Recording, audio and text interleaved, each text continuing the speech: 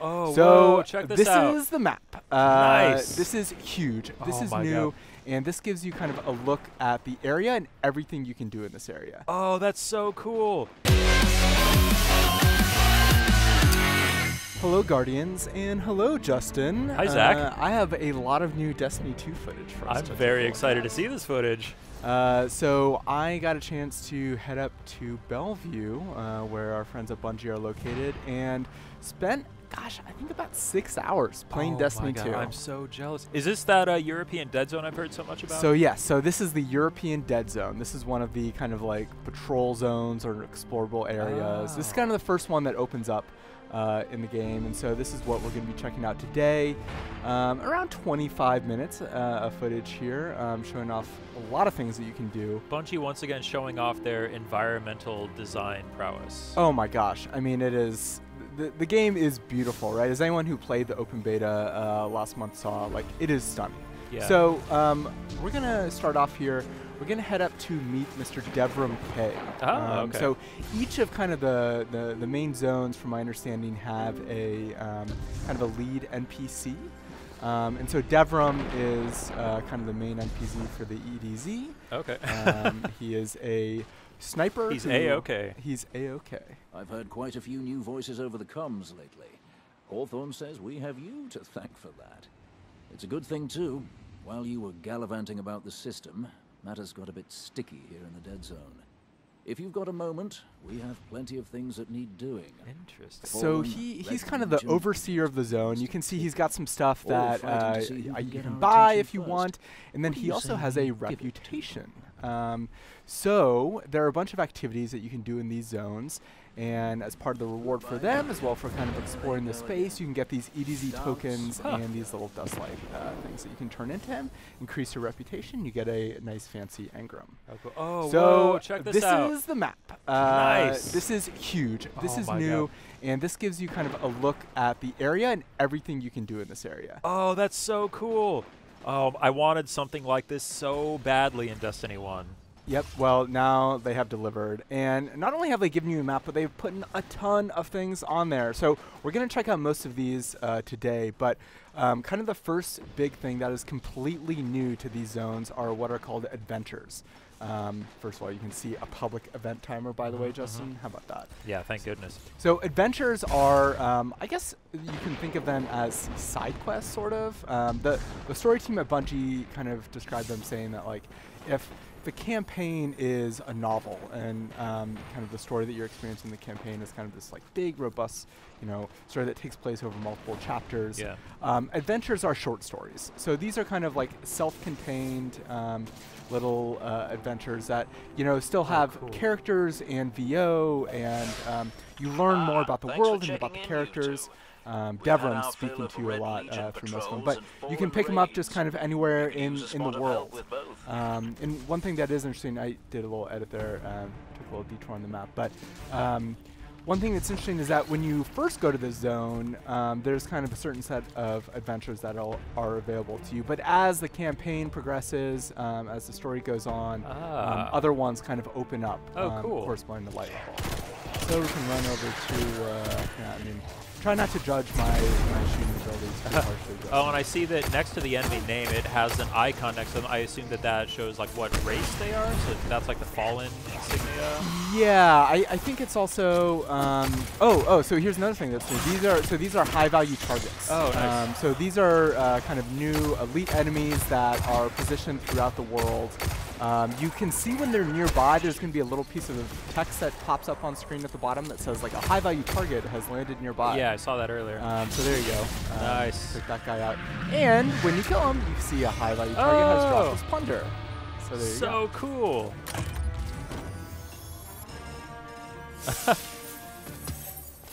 Oh, that is rad. The little chest. Turn that into some sweet, sweet reputation. Exactly. And this as well, Dusklight chart. So this is another thing that I can turn in for reputation. It seems like it's not, as far as I can tell, so there's a lot of things, Justin, by the way, that I can't really talk about yet. Okay, sure. Things that I played. Yeah. But as far as I can tell, that the sole purpose of that is to increase your reputation. Cool. gonna pry you for details on the stuff that you can't talk about after we're finished. Well, all in due time, Justin. We're only a couple weeks away from launch here. I can't believe it's almost time for Destiny 2 already. Oh, I'm so psyched. To put this Cabal communications cipher to use. The Red Legion fighting the Fallen for a change. Great idea. I can extract archived audio transmissions from any Fallen in the area. Nolan North returning as the Ghost. Of course, and I'm not sure who the actor is for Devrim Kay, but I really like the performance. Nice. Already, I mean, you can tell that kind of some of the new characters I met in this zone, you know, they have kind of a, I suppose, a tone and a quality to the writing that's very reminiscent of some of the stuff that we saw with the Taken King. And how that kind of introduced us to did you log back in and do any of the Age of Triumph stuff when that all got booted up? Sadly, I did not. Oh, I completed my year 1 book. Oh, so nice. I did that before. I guess was that Taken King? Or that should get you some rewards in Destiny 2. Oh, good. They had some stuff where if you went in and accomplished certain milestones in Destiny 1, those would translate into some rewards that you'll get in Destiny 2. Right, right.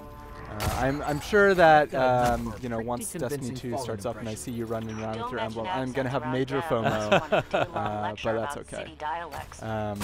I should say, by the way, I'm playing as the Warlock. So I'm playing as the new Warlock subclass, which is the Dawnblade, I believe. Okay, Dawnblade. Dawnblade, right. So this is kind of the fire-driven subclass for the Warlock. Nice. Did it feel so? You and I have seen and played this game in various states over the past few months. We were at the Destiny 2 gameplay reveal event in LA, and then there was the beta recently. Does this feel much different to you based on what we've played over the past few months? So in some ways yes, and in some ways no. And there's going to be a write-up on the PlayStation blog, by the way, at the same time this video is up, so you can go kind of read more about my thoughts.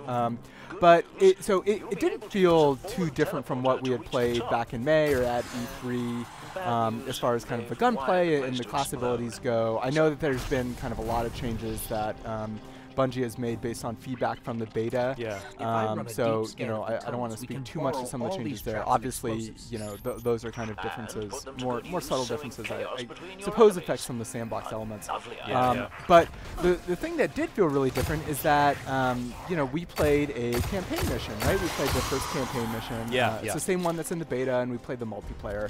And so I think you and I both felt like, I should say, based on my experience here in the EDZ, exploding barrels play a big role in Destiny 2, which I am a huge fan of. I was going to say, I see a lot of red barrels. You know what to do with those in video games. Indeed.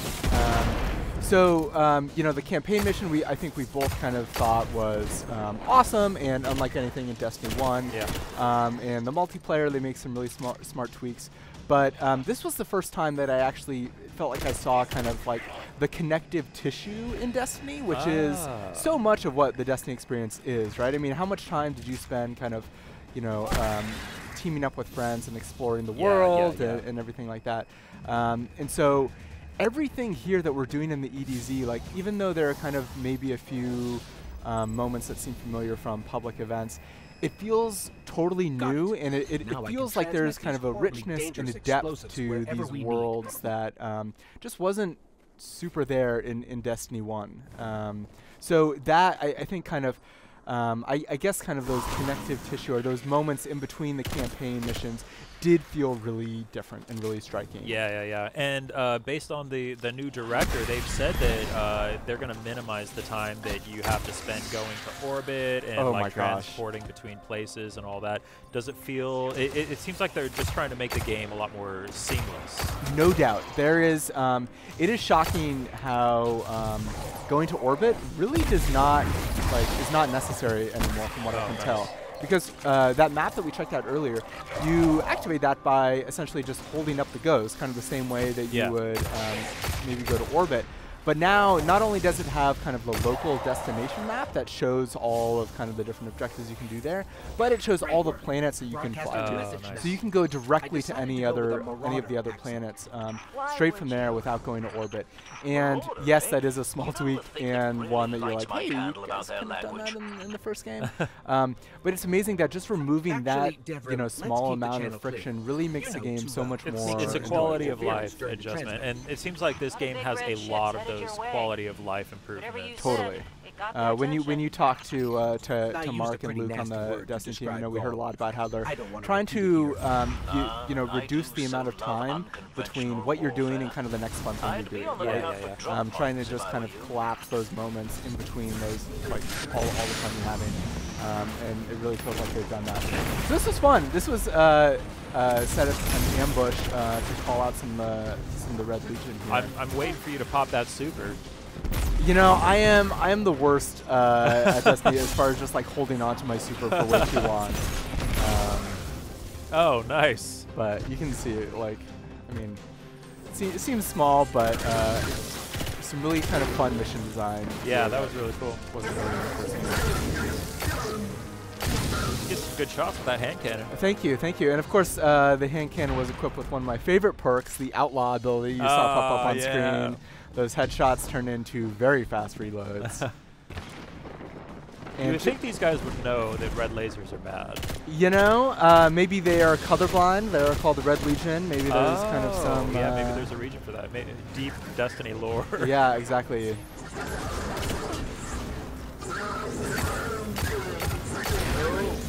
Nice. Yeah, so this is still that same adventure that we... This is all the same adventure. So, nice. It's taken us to a couple of different environments. It has, a few different stages. So they do feel, I mean, some of them seem to feel about as, beefy as some of the Destiny 1's kind of original campaign missions. Yeah, I was going to say it feels kind of like a mini strike, just like a really seamless, like strike mission without having to load into anything. Absolutely. And, the great thing you can do there is, like, you don't need to, it's not like I had to go up to Devram to get him to assign this to me. Yeah. This was something that I just saw on the map. I tracked it, I ran over there and I activated it.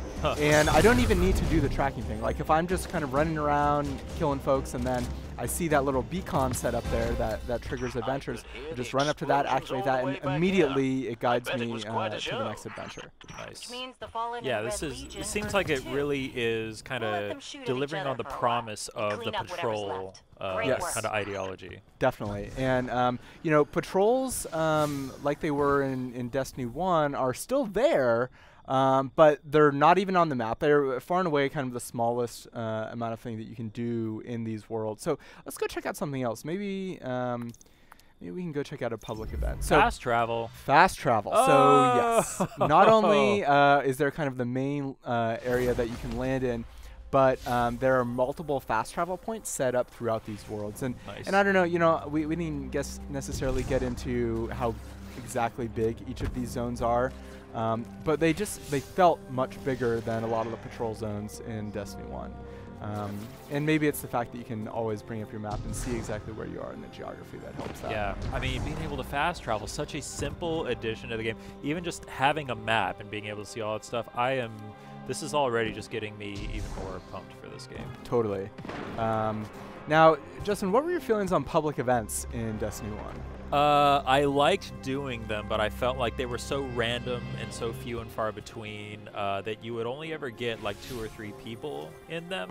So I think that having them pop up on the map and be more visible there will lead to increased activity. Make it easier for people to find them and predict them and go away from them. Totally. Yeah, that was my feelings as well. Like they were fun for sure, but some of my most frustrating moments in Destiny 1 were kind of running around waiting for an event to happen. Yeah. No longer. Now you know when an event is happening nearby, and you know events that are upcoming based on a handy little timer displayed on the map here. Nice. So this is obviously a Fallen-driven public event. This looks really cool. They even designed this little area that is perfectly suited for this type of activity. Yep. So one of the coolest things about public events, aside from just making them easier to find and easier to access, is that there are now hidden objectives that can lead to a heroic version of a public. What? So this is entirely new in Destiny 2. There are now heroic public events. And so I think I triggered this here, but I don't exactly know how.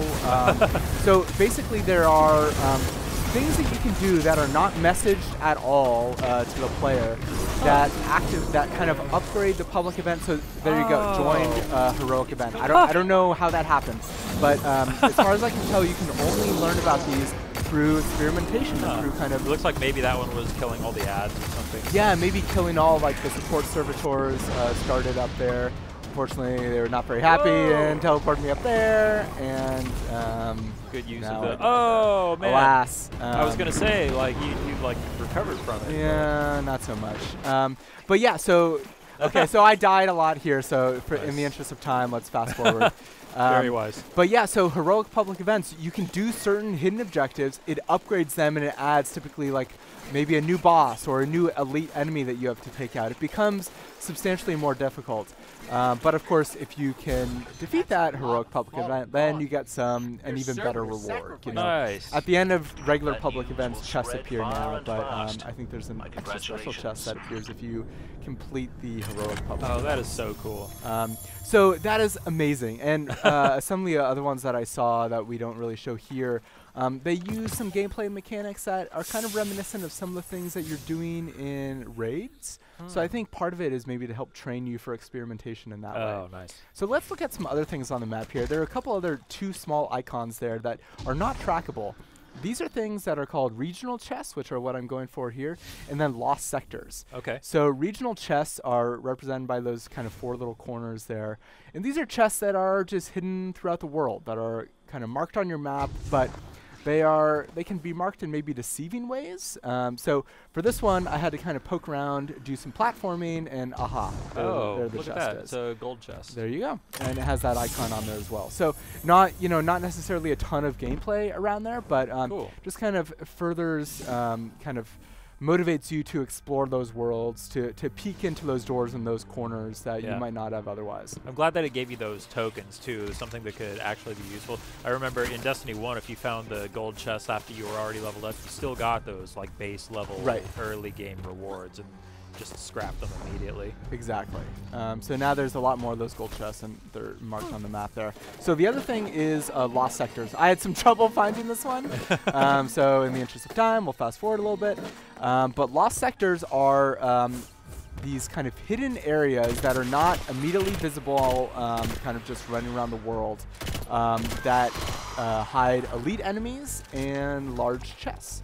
So they require a lot of exploration, kind of a shocking amount, actually. Like, I never would have poked around this area. Like, there's this whole drainage area that is under this map that I never would have known unless I'd known to look for a lost sector here. But this is not the chest, by the way. We're still getting there. But each lost sector is kind of guarded by a named enemy. Yeah, that's nice, right? Green shader, though. I mean, come on. A named enemy that is next to a chest. The chest cannot be opened unless you defeat the named enemy and get their cache codes. Okay. So it says here on the map, lost sector discovered. Cool.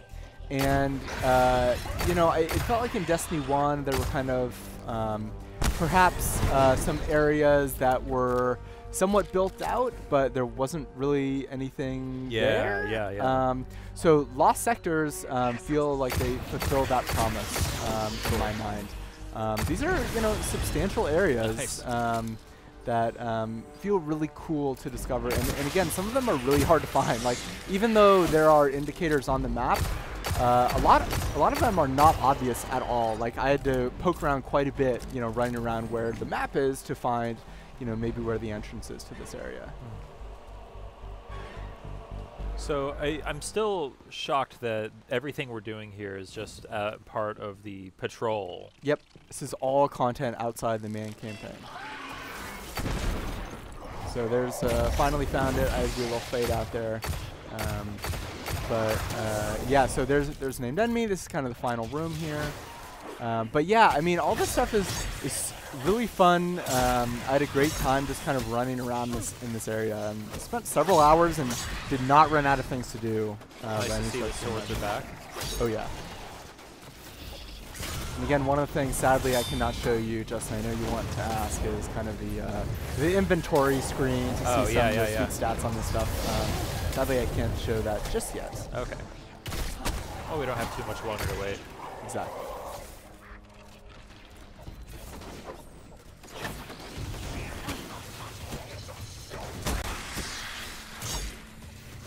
I will say that I got to create this character and level him up to level 20 here, and I feel so that is one of the new abilities, right? You hold circle for anyone that plays the beta. Yeah, healing rift. It's amazing how much that changes my gameplay style as someone that tends to use support classes. I chose the Warlock because I did not, I main a Titan, and so, I wanted to save a little bit of that. But yeah, take some of the support utility that the Titan had in Destiny 1 and transfers it to, I think, a character that makes more sense to have that kind of ability.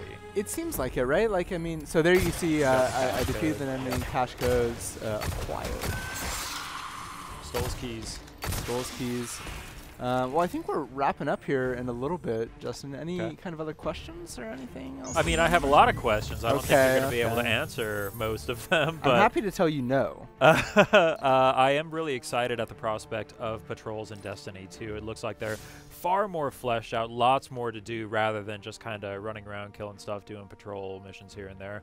I'm really excited to just kind of hang out here with my friends and cruise around and do some adventures and check out some lost sectors. Yep.